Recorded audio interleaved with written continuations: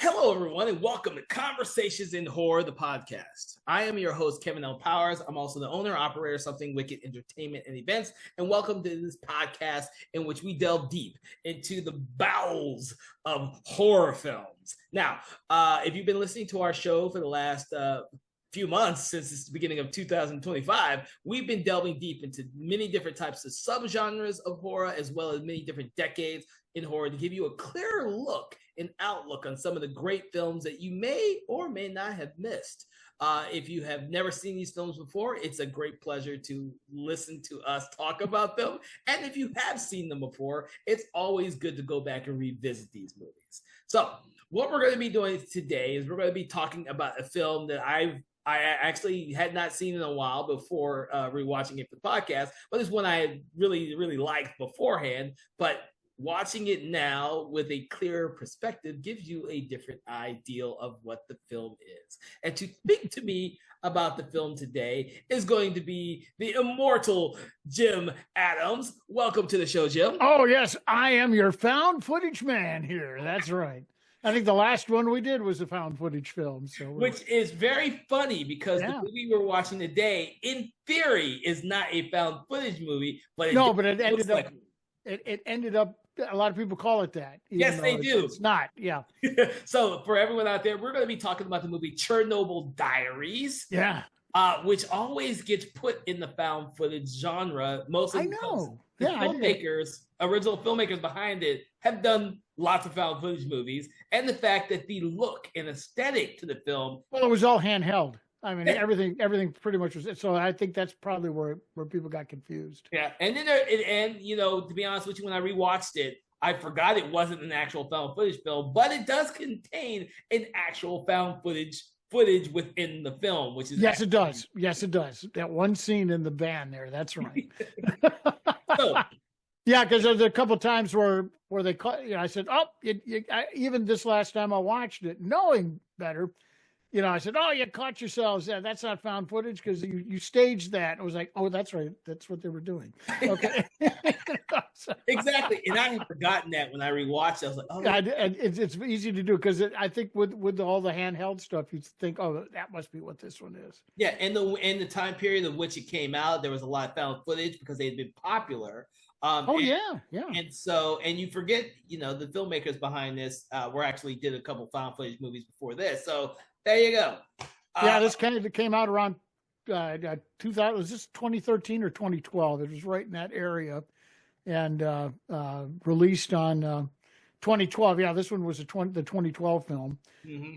And it was a hotbed. For the next couple of years here, you're going to see a bunch. It's about the time. Well, Paranormal came out in 2007, and so you're right in the middle of all those going hot as a bullet as well. So when you first saw this film, what was your impressions about this film? I'll tell you, I was like a lot of people. The whole Chernobyl incident. I mean, even though it horrified people, and it horrified me, is the surroundings of this town having to be totally evacuated, and the big radiation cloud that ended up affecting even people as far away as Sweden and whatever. But it also fascinated me. And just before I saw this film for the first time, I didn't see it in the theater. I ended up watching it later on cable or whatever it was. I wasn't streaming yet, but I had like one of the, I think it was on HBO or show. I think it was HBO that I saw it on when it played on HBO. The old days, where there were dinosaurs and we watched television by candlelight and that sort of thing before we started streaming. But I had gotten an Xbox game that was one of the Call of Duty games. I think it was Black Ops 1 or Black Ops 2. And part of it took place in Chernobyl. Oh. In Pripyat, I think is the name, how you pronounce the city. Pripyat. Yeah, that where they all lived and all that stuff. And I mean, it was like a dead ringer. So the one thing that really hit me on this was how legitimately perfect the location looked. They shot a lot of this in Hungary and Chechnya. I think some in Serbia as well. And of course, everybody remembers the news footage of the big Ferris wheel that was Mm-hmm. in that town there, which never got used because they were getting ready to open it up a month before, or they were going to open it up a month after the Chernobyl accident, and everybody was gone. I mean, it was so, but that's always been the thing I always thought about when I thought about Chernobyl. So there was this real eerie sense of we're really watching these guys shoot this movie on the actual location. And that just, I mean, it's a feeling I can't really even explain. It just was such an eerie feeling. One of those where the hair sort of stands up on the back of your neck or whatever. So this film really sort of got to me a little bit, trying to visualize all that these people must have gone through when this was happening. Well, I saw this at the theater when it originally came out. Yeah. I will say I did not know as much about Chernobyl then as I do now because of the miniseries Chernobyl, and I've actually read several books about. Oh, absolutely! The miniseries was brilliant. Yeah, that was really. I've seen a couple of the other very bad horror movies that have placed. Yeah, Chernobyl. Yeah. I know the ones you're talking about. Yeah, but I had not seen any of that when I saw this originally. But when I rewatched it for the podcast, my brain was different because I had seen all this other stuff. Yeah. Because I've read 2 books now about the whole Chernobyl incident. Oh, absolutely. It's a fascinating tale. I mean, and it's not just that, too. I also read several books based on the Fukushima incident as well. So. Oh, yeah. And that happened in 2011. Yep, right just before this. So the whole thing is, rewatching it, it made me actually appreciate the stuff that they present in the film. Because I also absolutely didn't know about extreme tourism either when I saw this film.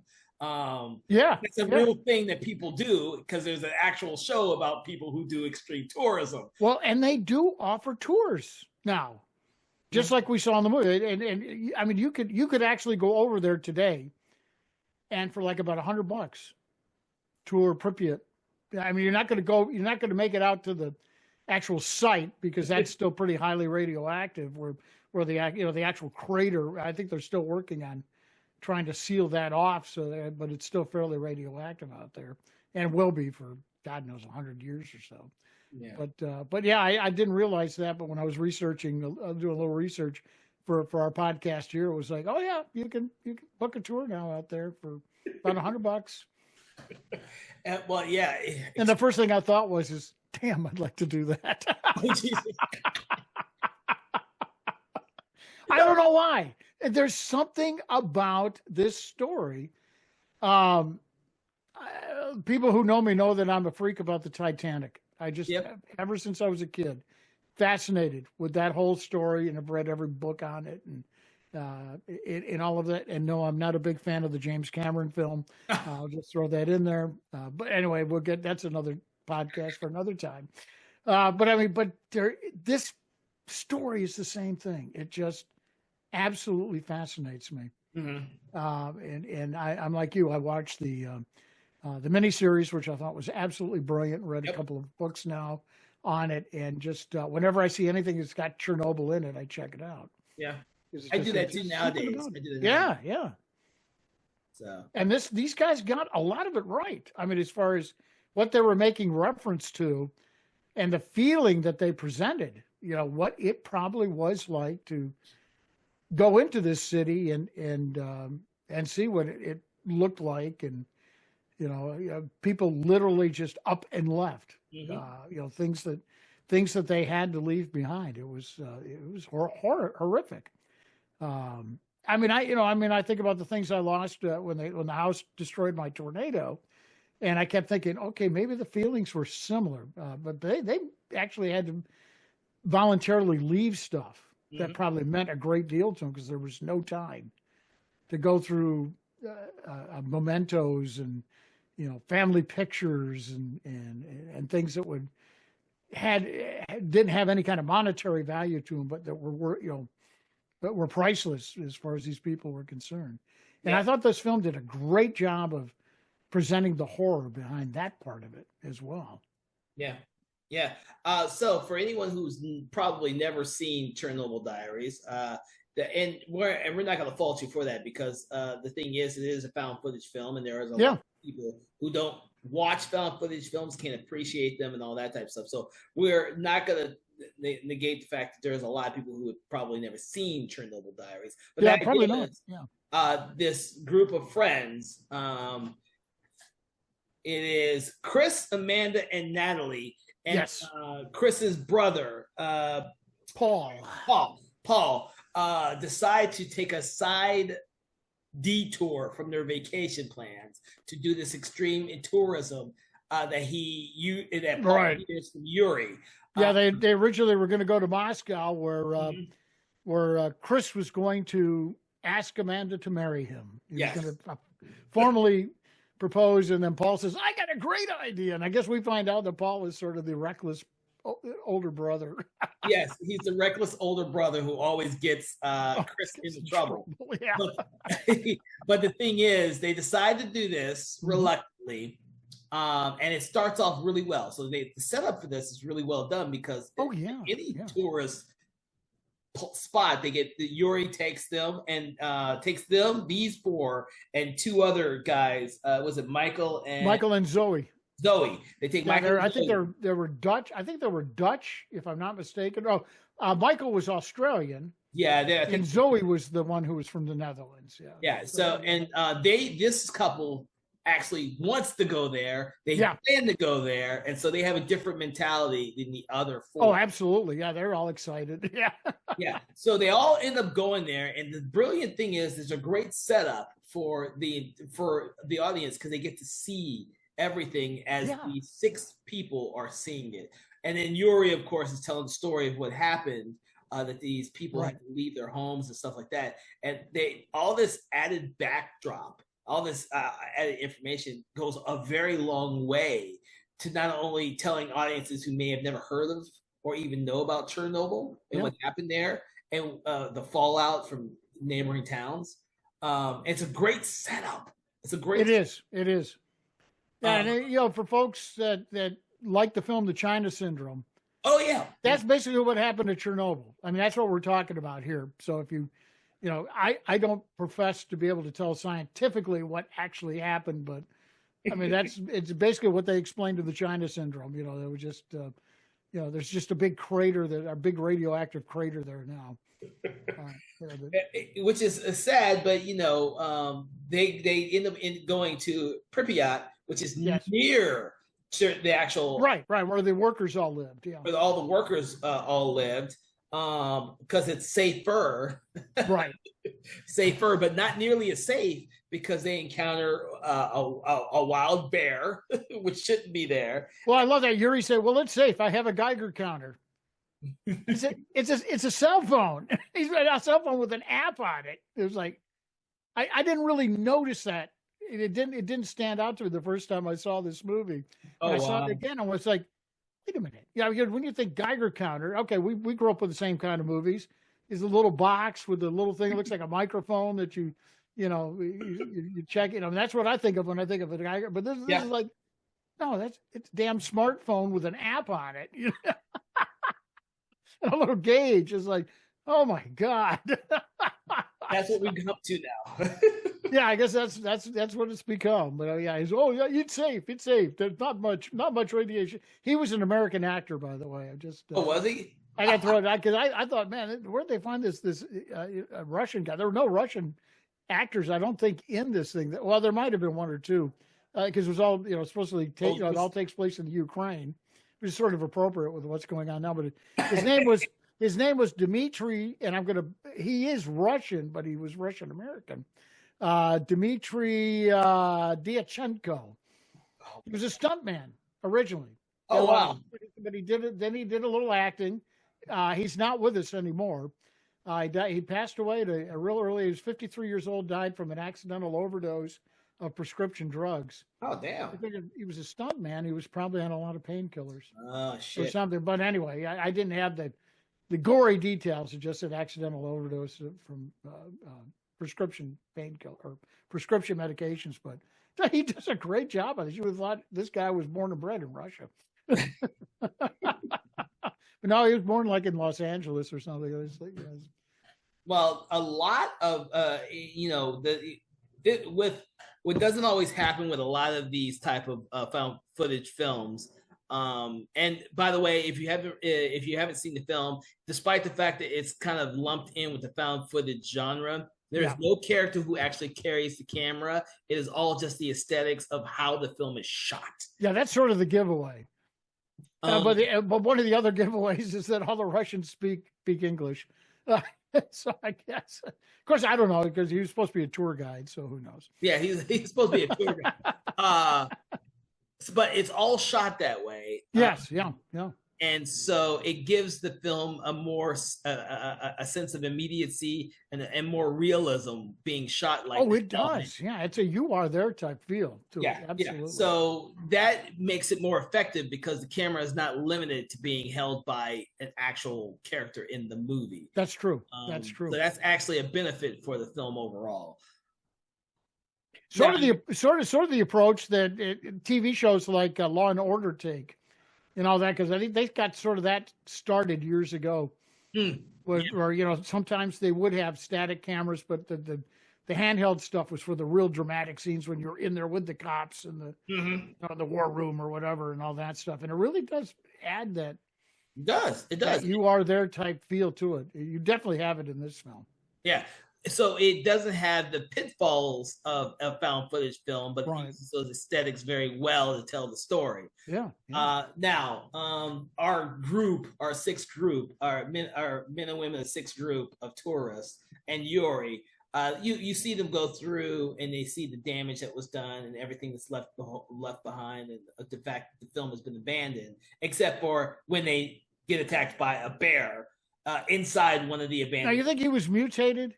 Every time I've seen this, I've never really been able to slow it down to watch if it was just a wild bear, or was he like a? But I don't think they say specifically. They just bear is not supposed to really be there.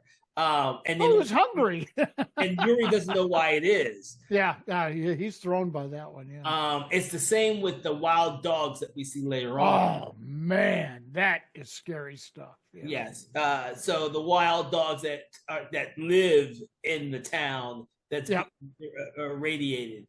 We've got any video game players out there? Think Resident Evil. Oh that's exactly what I thought. Was like in the very first Resident Evil video game. That the scariest part of that game, if you've never played it, is when the dogs, the bad dogs show up. You literally, if you don't jump, you're not human. Even though you don't realize you're playing a video game at that point. It's like, that's actually that's exactly what I felt when that happened in the movie. Which is what you should do, because after their truck dies on them, that when they're trying to leave, because these characters are still trying to do something else that day, but when they try to leave, their truck. That's the part I didn't quite figure out. The wires to the battery were like corroded or chewed away by something, and it was like, how the hell did that happen? Yeah, I know. Did it? They didn't. Of course, maybe them not explaining it made it a little more eerie or whatever. But it's like, okay, Yuri, is that something you should have caught beforehand? Yeah. Before you took him on this little odyssey, or was that something when you left the van and went on your little tour and some kind of animal or something might have gotten in there? Or I don't know. That's it's basically like the battery cables were chewed through or whatever. When I originally watched the film, that was my impression. Then after I rewatched the film, I kind of think that maybe some of the people in town were trying that they encounter eventually the radio. Oh, I hadn't thought about that. That's very possible. So some of them come out during the day, but for the most part, these radiated people who are still inhabiting the actual town, usually only come in and out at night. Right. Yeah, they were just night people. Yeah. But before I hadn't thought about that. That's very, very possible. Yeah, but then I would think that maybe Yuri would have reacted differently, like, oh, someone tampered with the car. Here. I don't know, to be honest with you. I don't know. Well, I don't know if Yuri was even aware, or anybody was aware, that there were any mutated humans or whatever floating around that place. Oh, no, of course not. Not yet. Yeah, because, except for the government. The government knew everything, Yeah. But... Yeah. I mean, because you were right. He was shocked when he saw the bear. He's like, that should not have happened. And that's when it'll make you jump, even if you know it's coming. I always forget about it, and I never can remember exactly when they encounter the bear. It's like I know they're going to encounter. Oh crap! There it is. Yeah, it really does catch you. Well, yeah, because they're at that point when they encounter a bear, they're just wandering through one of the houses, just one of those big apartments or whatever. One thing I really loved about this film when he was showing, and it's the little things that these guys do so well. When he's showing the horror of how these people literally just, it's just like, get out right now. Mm-hmm. Don't even have time to think. There's like a doll sitting in one of the apartments. Yeah, some kid's favorite toy. And little, you can see these little things that had to have had some kind of value to the person who lived there. And they just had to literally up and leave it. Didn't even have time to grab anything, clothing still in the closet and stuff like that. That's the stuff that sort of builds as you're taking this tour through the residential areas. Just how horrific this whole thing was. Yeah. Yeah. And as it progresses, more and more stuff happens to these people. Oh God. Yeah. Yeah. I mean, after they're stuck in the middle of the night, Chris and the Yuri try to go back and find help by going trying to find the soldiers that they first met. The checkpoints, yeah, they've got checkpoints all around the place. Thank you, checkpoint. That's what I wanted to say. Checkpoint. Yeah. The soldiers at the checkpoint, but they get attacked by something. We learn they're wild dogs. The wild dogs. They get attacked, and of course, Chris is the only one that makes it back to the van or truck, but he's wounded badly. Yes, yeah, he gets bit really badly in the leg. And then it becomes a story about them trying to get help for Chris. Right. And at no point do you, at this point in the film, do you think that there's something, crazy people out there, but you first encountered the mutated, the mutated, I keep saying mutated bear, but the bear who could be mutated.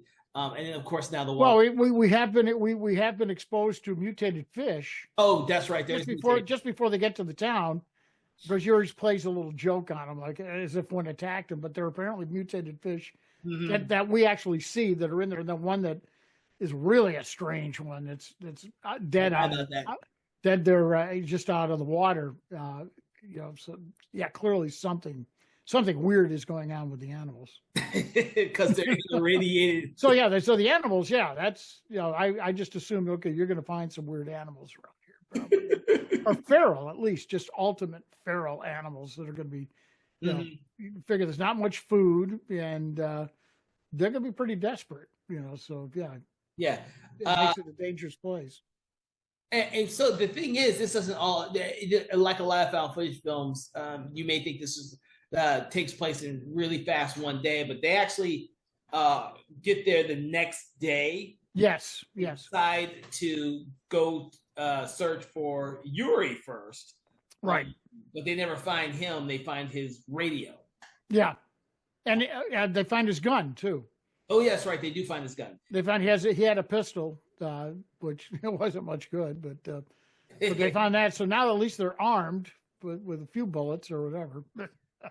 Now the great thing is during this whole time, you're learning the different relationships between these characters. One is that Chris and his brother Paul are kind of estranged because Paul doesn't really talk to the family, and Chris keeps finding himself in the position of being the middleman, the mediator between them.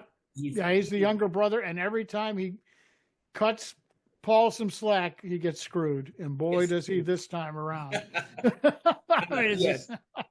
It's almost like what was that, 2.5 Men, with the brother relationship there, not quite as over the top, but And of course he wants to start, he wants to marry his girlfriend Natalie. And then of course Natalie and Amanda, who becomes our main character, are best friends, and the whole trip was designed to help Amanda get over her relationship with her boyfriend. Yeah. But then some of these people are going to be familiar to you because a lot of them performed in the paranormal stories and the paranormal movies. I think Natalie, I think, was in the original Paranormal Activity, Mm. and a couple of the others that you'll see in here. So that's their connection with the director of the film. The producer, Oren Or the producer. I mean, I'm sorry, the producer of the film. Yep, Oren Paley, or Paley, Yeah. however you pronounce his name. However you pronounce his name, yeah. Oren, Yeah, I hate to say his name wrong because I'm a fan of the I'm a middle fan of the Paranormal Activity franchise. I like some films more than others. Yeah, I like the first one, and I'll just leave it at that. I won't go any further.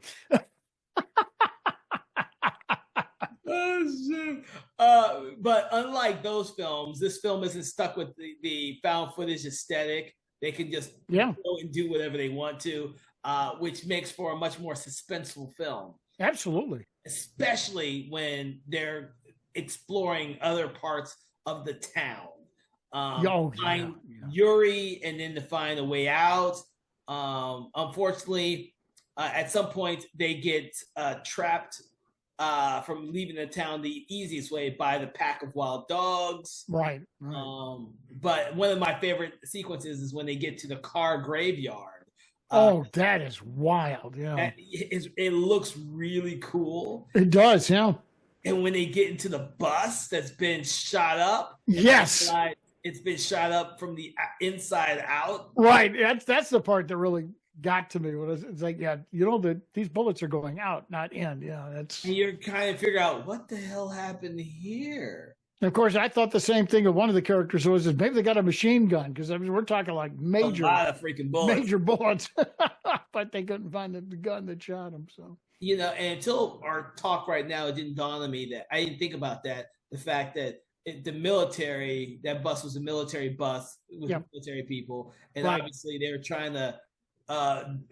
They get attacked by the irradiated townspeople or something. Yeah, they got attacked by something, but they're probably like first responder types going in there, the cleanup effort. But what's funny is that all these vehicles have been abandoned, or not abandoned, but they have all been corralled. Oh no, yeah, I mean, they've been abandoned. Yeah, I mean, pretty much. I mean, they were the leftovers from when everyone had to take off. Yeah, well, I think having that whole little graveyard where all the cars are, and then they happen to find the one piece to fix their truck there. Right. They found the cables they needed or whatever which is cool as a device because it keeps those characters there in that location because they were on their way to leave. Yes, right. And you almost one thing that the movie does well, just when you think maybe they found a way to get out of this. Nope.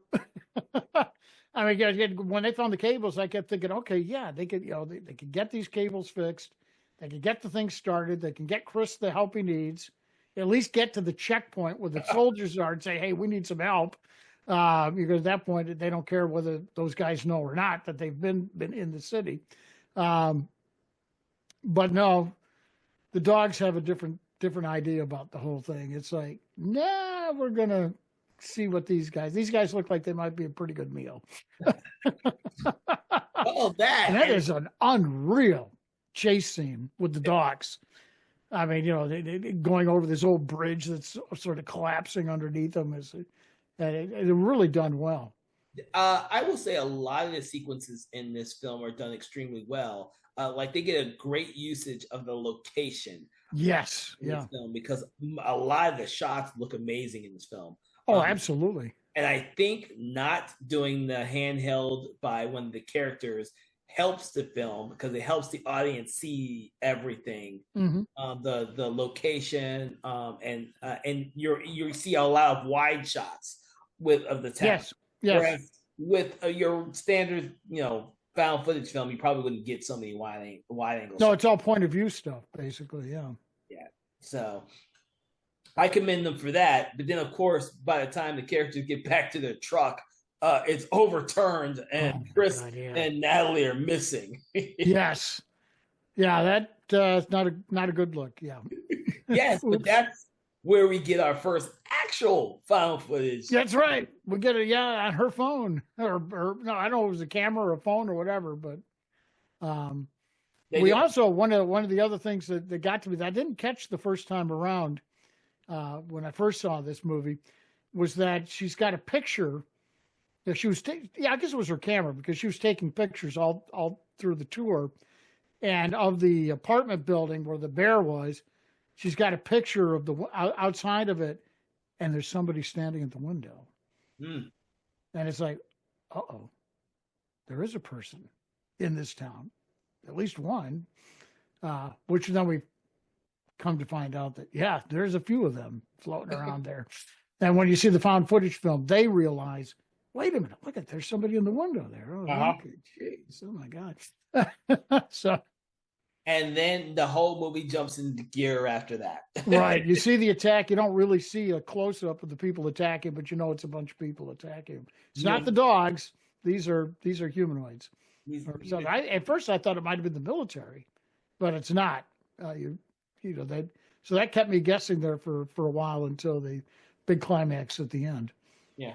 But even though it becomes more like a little chase movie after that, and they start losing characters left and right. Oh yeah. The ideal is that some of the places they go into are really visually cool. And a lot of them, going by the pictures that I saw that came out of Chernobyl and Pripyat, and the video game, which was extremely accurate. A couple of the buildings that they went into, other than the little residential building that went into where the bear was, but the other one, the big one, it's dead on. I mean, it's absolutely dead on with the way. I don't know how they found locations that looked so perfect compared to the real locations. I mean, I really kudos to their location manager, their art direction people and stuff, because they were just even the Ferris wheel. I mean, it was all dead on. Yeah, that was really cool. Amazing. To come across that and see all that. So anytime they came up to abandon things like that, it was adds a little bit more flavor to the film, especially by the end of the film, when the last remaining surviving characters, so to speak, are still wandering through the buildings, and then they go into a building and get lost, and then eventually realize that they've traveled outside Pripyat. Well, that's the thing that really got to me is like, there the last 25% of the movie's all chase stuff. After the van gets destroyed and Chris and Natalie are gone somewhere, and now they're just running from something because there's something chasing them, whether it's the dogs or other animals or whatever. And they totally lose their bearings. And what they don't realize, and what we don't realize until it's too late, is they've actually made it to the nuclear power plant. Yeah. Which was sort of a way off in the distance on the horizon. I can't really guess how far it was supposed to be. But in all of this running around and losing their bearings, all of a sudden they're there. They're not in the city anymore. No. They're in the damn power plant. And that's when it gets really interesting. Yes. Now, I always imagine. The funny thing is the two are so close together, and it makes for a very interesting and compelling story to have them accidentally wander into the site, to the power plant, where they come from a like they do like a passageway to get there, and they don't realize that they're there until they step out into the night and they look up and they see the stacks. Yeah, or whatever you want to call them here, because they're actually at number 4, which was number 4, which was the one that actually imploded or whatever. They're actually at the official site of the reactor that screwed up, and they did. When they found Yuri's gun and his radio, they also found his Geiger counter. They have that, and all of a sudden it's just going crazy, just going ape. And it's like, oh my God, they're like in a hotbed of radiation. Yep. At this point, and it's like, so even if whatever's chasing them doesn't get them, something's going to get them. I mean, they may be exposed now to the point where they might never survive this thing. Yep. Well, the cool thing is that for the audience, we actually see little bits of that stuff creeping in because they both start their vision starts to blur. Yeah, and their skin's itching and blistering, and that's because they've been there longer than they should have ever gotten there. Now, Absolutely. the Yeah. people chasing them, hey, they're used to that stuff. Oh yeah. Yeah. Yeah. Which is quite funny because we don't see that many clear imagery of that, except for the little girl they come across. Right. That's yeah. The one who's a distraction, because then I think that's when that's when Natalie gets taken for good.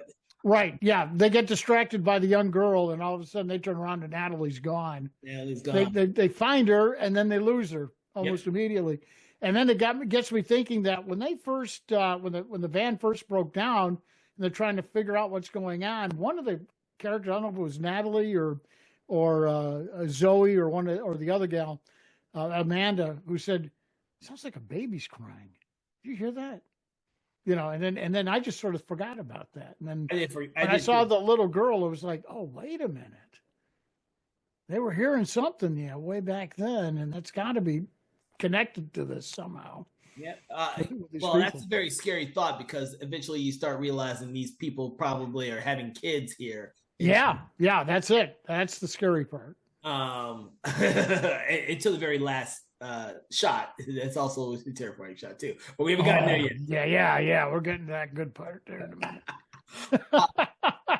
But the thing is, for the most part, you have the two characters who are the most flawed, who are surviving. You have Amanda, who's who Amanda and Paul. Now, of course, Paul has been a dick for most of the film, except for the fact that he feels responsible for his brother, and so everything is motivated to save his brother, no matter how detrimental to his safety it actually is. And then, of course, Amanda's the one who talked them into going to this extreme thing. Yeah, she was all hot about this is historic. We've got to check this out. Yeah. And so these are the two people we're left with at the very end of the film. I kept asking myself or speaking to the screen when Paul was sort of having this feeling of guilt and stuff, and oh my God, maybe I need to straighten up and all that. I was like, couldn't you have thought of that maybe 5 years ago? Saved all of these deaths, because dude, you really screwed up this time. But as flawed as Amanda is, she makes for a very interesting character by the end of the film. Oh, I know, yeah. Because she's kind of like our go-to person who pushes everything forward. I think that was a good choice. I think it's an odd choice, but I think it's a good choice. No, I think they made a good choice with her on that one. Yeah. So that by the time it's just her and Paul who have wandered into the action. Yeah, you notice it was the two blondes that end up not making it.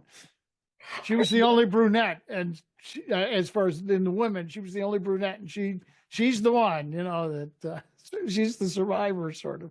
Well, I was about to say sort of. I'm saying sort of, yeah. Because by the time they start having the itchy skin and not being able to see, and they realize they've wandered into the area of Reactor 4 of actual Chernobyl, right? They can't do anything other than try and get help from the soldiers that are preventing them from getting any help and leaving. Yes. I was not expecting that when I saw it at the theater. No, I wasn't either. Yeah, all of a sudden you've got these flashlights everywhere, and got military guys. Oh, these aren't zombies, man. This is the real McCoy here. I really enjoyed how the film ended like this. The military people who have been hiding the secret of these people who have been abandoned to live in the city. Yeah. For the most part, because they're also being experimented on too. Science. Oh yeah, no, it went both ways on that one. Yeah, they the nearby research place that was checking them all out. Yeah, and of course we later find out that these people just weren't accidentally living in the town. They had escaped from this research facility, and they were in the town because they had escaped and they were trying to find food and whatever. So they're half crazy to begin with. Yeah, I kind of saw them as being in the same boat as the bear and the wild. Yes, yeah, exactly. Yeah. In that they shouldn't be there, but they are there, and they're just out there searching for survival. Yeah, exactly. They're just trying to survive. They're just as feral as a human can get. But damn it, if that last scene when the doctors throw Amanda in that cell and she's attacked by all those people all at once. They recaptured them, and it's like, yeah, you need to be with them because we got to keep this quiet. Oh, there's no way she's getting out. This is like an X-Files thing. It's so chilling. She knows too much. The other ones saved us the trouble. They got killed, but no, we got to. She's left to be. I guess you figure. They never really say, but I figure she got eaten. That's how I see it. Better terms, because these were probably very hungry, whatever they were. Well, she's in a whole room full of people. Yeah, I mean, it's just like, this is like something like Night of the Dead on steroids. I mean, it is. Oh man, it's just unreal. Yeah, but that's but because it ends like that and not like, oh, someone falls and dies and the camera drops and it just goes black. Right. I really enjoyed the way this film ended as opposed to a regular found footage film. And this is the other thing that convinces you, not when you think back on it, it wasn't really a found footage film, because if that had all happened and it was found footage, then those guys would have gotten the camera and nobody would have ever seen the footage again. So this was so folks, it really was a movie. Yeah. So for you, Jim, how successful do you think it was in achieving its goal? Well, it made money. It did very well. It did very well at the box office. It was like, it made for $1 million, and I think it was like 35 million that it returned on its first release. So that is an unqualified success. Yeah. For me, I got a little upset with, folks get to rate these films on IMDb. And this got a 5, which was sort of like okay, it's not bad. It's like, it's just sort of mediocre. It's like, you guys are crazy. Yeah, this film was extremely effective. I give it an 8. I mean, it was just out of 10. I thought it was a very well made film, very believable. I totally got pulled in. I love it when a movie can pull me in so much. And the way they shot this and directed it, with the handheld stuff and the non-handheld stuff, you felt like you were a part of it. You almost felt like you were the cameraman, in a sense. You were actually a participant in the movie, and I love it when a film does that. Yeah. And so at the end, it's infinitely more horrifying than if you didn't feel that way. I'm going to agree with you on this because I think boy, that's unusual. No, I'm just kidding. I think what happens with a lot of found footage films is they are popular when they came out and the genre was popular. Yeah.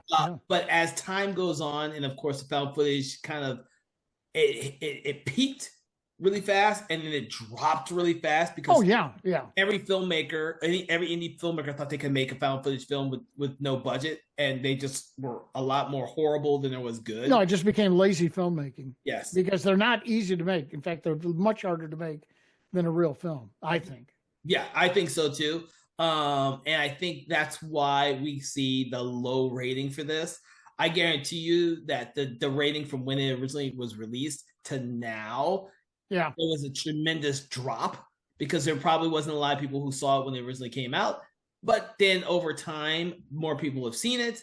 I think that's... Yeah, you see the craft behind it. You can really appreciate it. Yeah, you can really appreciate this. And I like to say that for the found footage genre is one of those genres that unfortunately gets maligned because of what it is. And then you have that whole generation of people who can't stand shaky cam.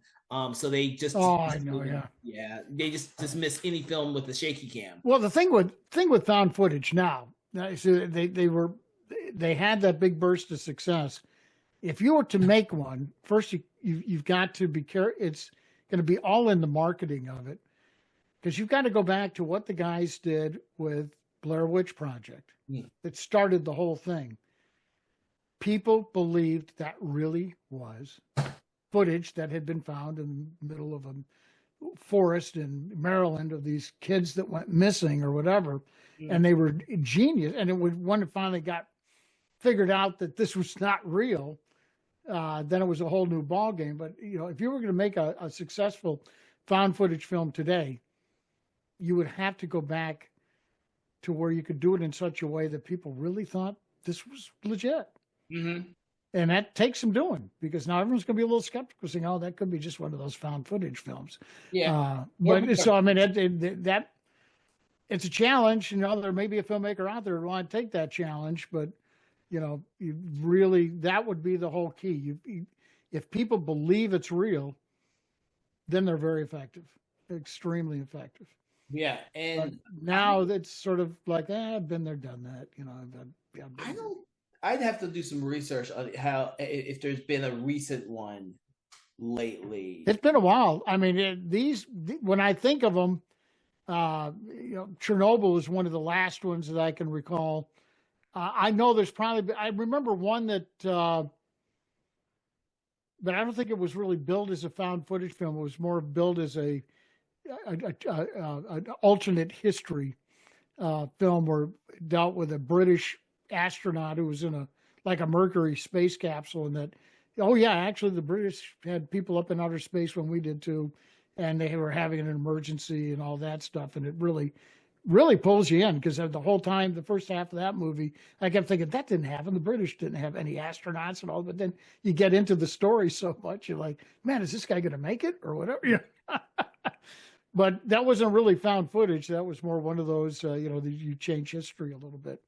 Something that Quentin Tarantino's very good at doing. Yes. I love that. I mean, that's a genre within itself. That's a lot of fun. Revisionist history. But as far as an actual found footage film, I can't think of one since. I can't think of one either. I can think of 2013, 2014, about the last time, Apollo 18, the one we talked about the last time we talked about one, was one of the last ones I can think of that came out. Creep is probably one of the more recent ones. Oh, Creep! Yeah, I'd forgotten about that one. Okay, because they've expanded it to the Creep tapes, which just came out last year. Yeah. And then there was another one about a group of paranormal investigators investigating an old hotel. Or something that I think was like around 2015 or 2016. Well, they did that one. I can't think of the name of it now. It was very good. I really liked it. The Asian one. No, this was an American one, or Canadian, either American or Canadian. I can't. Because I forget about. I think it was based on an Asian film. I think it was like I think Hill House movies are more recent. Oh, I think that's the one I'm thinking of. Hill House. That's it. Hell House, yeah. Or Hell House. Well, it was called Hell House LLC. That whole. Yes, that's the one I'm thinking of. That's the one I'm thinking of right there. Yeah. It's been a while since I've seen it, but it seemed like that came out around maybe 2016, 2017, or. Oh, those are more recent than that. Oh, okay. So they would be probably the most recent. Plus, they just did the prequel, I think, last year. Yeah, I think they did do one last year. Yeah. Right. I haven't seen that one. The Hell House LLC, the Carmichael Mansion, or something like that. I saw. Yeah. So I mean, the first one was quite good. That's the only one I've seen so far. Oh! I saw. I kind of did a deep dive when they all came out, and I saw them all. 2023. That's what I'll end up doing, is binging them. When I find. Oh, the other thing is, found footage has actually changed a little bit, because they're more like the movie Host, or Unfriended. I think that's the closest. Oh, Unfriended! I forgot it. That is a very underrated film. Yeah, because they're more like the computer screens. Yeah. Which I really liked that one. That one, someone had tipped me off on that one, and I was really surprised. I thought, this is geared probably for a much younger crowd. I'm an old guy compared to. They're probably not in their marketing, but it was like. Man, I loved that film. I really, really got into it very quickly. Yeah, that was done very and that's due mostly through what was it, the pandemic? People had to come up with something. Yeah, that's when I saw it. We were right in the middle of the pandemic. Yeah. But it's still a found footage aesthetic that just has been. It is, yeah. They just elevated to. They found a different hook. Yeah, they found a new hook. Yeah. But I really do enjoy this film. I really enjoy the fact that it tried to do something different. Yes. with the subgenre and take it into a different, like they didn't want to be held back by the conventions of the found footage. And I think by doing and there was something else that Brad Parker was very, very shocked at some of the people who said, you're showing disrespect for the people who were involved with the actual event that had to move and all that stuff. And he said, no, that wasn't our intention at all. We didn't mean that. We wanted to draw attention to how horrific this experience was for people that actually went through this. I mean, he didn't realize that people would take it that way. And that could explain why they got some of the lower ratings on sites like IMDb, and some people might have been offended, because there's people that get offended at everything nowadays. Yeah, unfortunately. I won't get on that soapbox, but I mean, it was like, yeah, when I was reading about that with an interview with Brad Parker saying, yeah, he was stunned that some people were offended at the movie. It was like, oh my God, really? I mean, it's like, because they really wanted to use it to help raise funds for some of the people that were affected by Chernobyl. So I don't know. You never know how things are going to hit people. Not anymore. Some of the stuff. Yeah. It's just, we're in that place now, unfortunately. So, Jim, are there any final thoughts from you on this film, Chernobyl Diaries? As cliched as it is, if you haven't seen it, folks, and we've spoiled a lot of the little hooks and twists and turns, it's still worth a watch. Yeah, it's still worth a watch, and look at the artistry behind it and the craft behind it, because you can see that some real thought was put into this. The fact they did this for $1 million really surprises me, because it had to cost some money to match up those locations like they did. That was incredible to me. How very legitimate it looked, even though that was shot over 3 different countries. How they were able to blend them all together and make that all work into this one little area of the Ukraine that suffered, near, and I'll call it by the name Kiev, because I've always called that city's name, not Kiev like all the news people call it. It's Kiev. Come on, guys. Yeah. Even though they're spelling it differently now. But, it's not a real big area they're dealing with here. But, it was shot over, several locations that they were able to mix and match pretty well on this thing. Nice. All right. So, for everyone out there, I would like to say that this is a found footage film in name only. It is not your traditional found footage film. So yes. You have not seen this because you thought it was a found footage film. You should by all means check it out, because it may look like a found footage film, but it does not play like a found footage film. Right. And that's what adds to the allure and the aesthetic of the film itself. I always like to champion films that try something different, and not being hampered by the cliches of the found footage film has elevated this film above what you normally would see in that genre. Yes, very much so. It's almost like a docudrama. Yeah. I mean, it's not really a docudrama, but it's shot in that style or whatever. You Are There. We'll start our own genre. It's called the You Are There films. Because that's what you feel like. All right. So, Jim, what we've started on the show is that we have, for the audience, we've been trying to rate the films as we go along. We usually do a 1 to 5 scale, 1 being poor, 5 being an excellent movie. Where on this scale do you put this film? 4, a definite 4. Okay. I'm going to say a 4 as well. I enjoyed this film on the rewatch just as much as I did when I originally saw it. Yeah, I had not seen it in a good while from when it originally was released. And I have no idea why. I've seen a lot of found footage. Yeah. Probably more, just as many classic films as Jim has seen. I've probably seen as many found footage films. All of the bad ones. Yeah, I've got to catch up with you on that because I like the genre. I just No, you don't. I know most of them are pretty awful. They're pretty awful. This being said, I hope that you've enjoyed this conversation on Chernobyl Diaries, and I hope it changes your perspective on the film, whether you've seen it before or you've never seen it before. I do implore you to rewatch it if you have seen it once, but didn't really care for it, because I think it is worth that. Yeah. And I want to thank you, Jim, for joining us on Conversation. Oh, absolutely. Anytime. I love doing this. To talk about this film. We hope that you will give the found footage genre a chance. Yeah. If you don't particularly like it, we are trying to delve more into some of these films throughout the whole year. As you heard, me and Jim have already talked about Apollo 18, but we've also one of the better ones. And if you're hesitant on found footage, check that one out because I think it's one of the better ones. Yeah, and we've also done episodes on The Bay, as above, so below, and we're gonna have plenty more coming up for you because we're going to hit on those type of films. So by all means, if you have a film you would like us to take a look at, please let us know in our comments or just contact us because we are always looking for more films to take to the next level on our show.